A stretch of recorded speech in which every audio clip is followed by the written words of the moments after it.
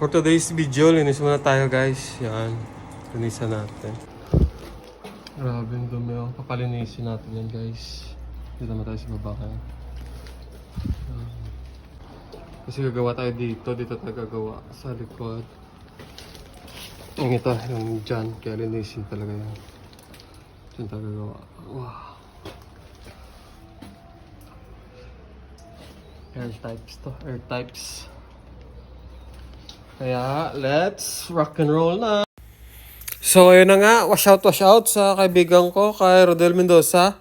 Wash out sa ito. Sana mag-enjoy ka sa video na ginawa ko. Ginawa ko talaga yan para lang sa'yo. Kasi alam ko nanonood ka talaga eh. Thank you to.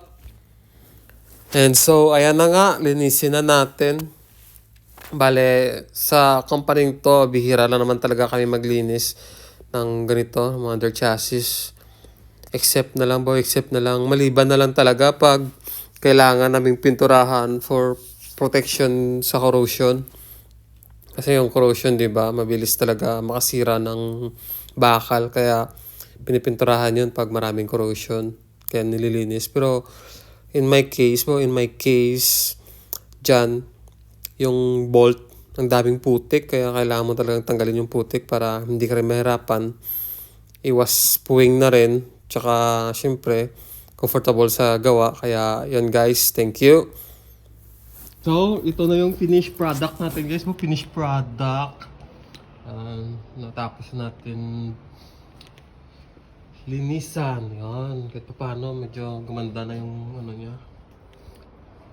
Yung mga lugar-lugar na kung saan check natin. Diba? Yan. Kahit pa paano, gumanda siya konti. Kasi hindi naman talaga natin mape-perfect yung paglilinis.